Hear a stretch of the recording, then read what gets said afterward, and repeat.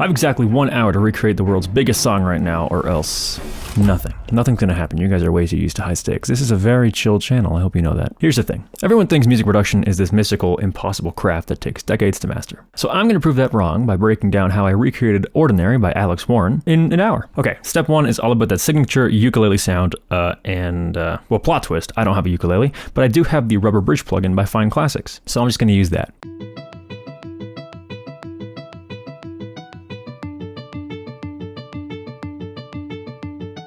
Honestly, it does the job okay for this sort of sound. I'm going to layer some acoustic guitars with it later, but for now, it's fine. Let's not overthink this. All right, there it is. That's the foundation of the entire song. I'm not obsessing over it. It literally plays throughout the entire song. Step 2, we need those big cinematic piano chords that kind of give all the emotional punch to the song. I started with Analog Lab 5, but listen to this.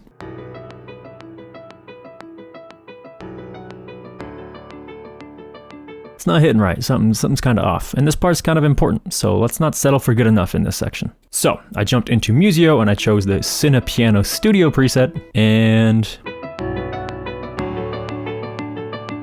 there we go. Okay, now let's quickly arrange the sections, and by that I mean just copy and paste a bunch of different sections because they all kind of have the same piano chords and they all have that same arpeggio. So I'm just gonna make an intro, a verse, and a chorus, and then that'll kind of set us up for the rest of the song. See how the piano parts are the same? The arpeggio is the same? That's right, I'm literally just duplicating parts. The structure doesn't have to be too complicated. In fact, sometimes the best songs have very simple structures and you're just taking away and adding elements. Okay, step 3 is arguably the most important part, the drums. This is where we either completely nail the energy or completely flatline. And quick side note, if you want to learn how I do all this, I got a completely free, in-depth recording, production, and mixing course. The link is in the description. Seriously, all free. Anyway, back to it. So for this orchestral sound, I'm gonna go straight into Sounds of Kashmir. It's a great sample kit. In fact, there's literally a folder called Orchestral Drums. So for the kicks, I'm using the main drums low folder, just for that tom kick kind of big sound. For the snares, I'm using the main drums high, also the orchestral snares,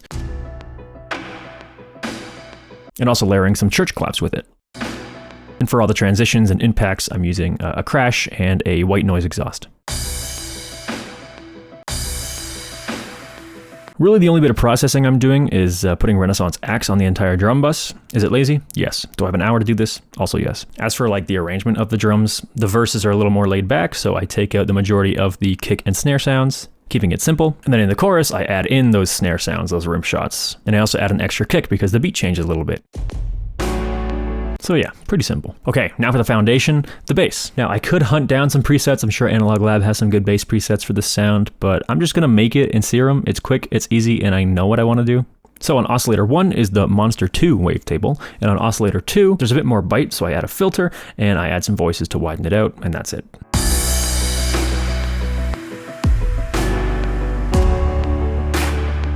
Okay, step 5 is all about the atmosphere, the strings, and the orchestra. So in the pre-choruses and choruses, you can hear a little bit of string in the background. So I just went into Musio and chose the string ensemble. Pretty simple. I also wanted a bit of like high-end tickling, so I went into Prototype Dusty Felts and chose their Pure preset for that felty piano sound.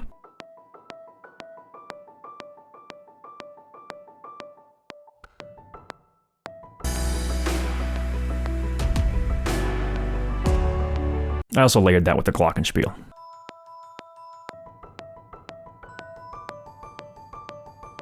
Okay, now step 6, we've made it to the acoustic guitar thing I was talking about in the beginning of the video. How did I do this? I just set up a microphone and I recorded the acoustic guitar. I recorded 2 takes, then I panned them left and right for some width, and that's kind of how you record acoustic guitar 99% of the time.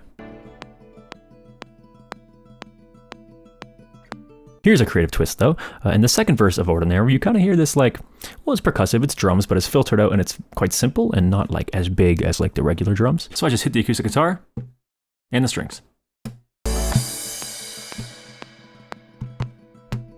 Okay, step 7 is just the final tweaks, final parts. In the original song, there's this big part where it builds, cuts, and then comes in on like the, 3rd bar of the chorus? So that was easy. I just, on the build of the pre-chorus, it cuts out in the chorus for 2 bars, and then it comes back in. I use some tom fills, the crash, and the exhaust.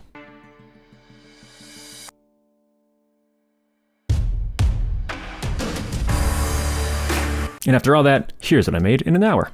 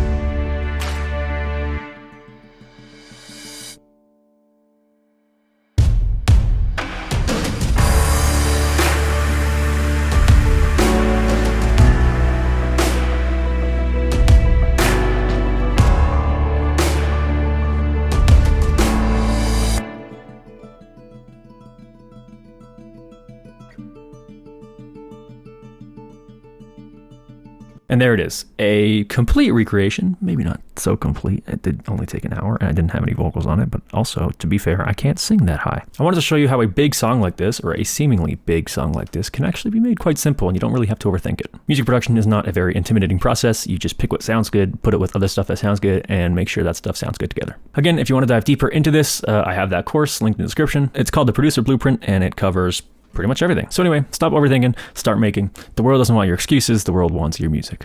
Thanks for watching. Bye.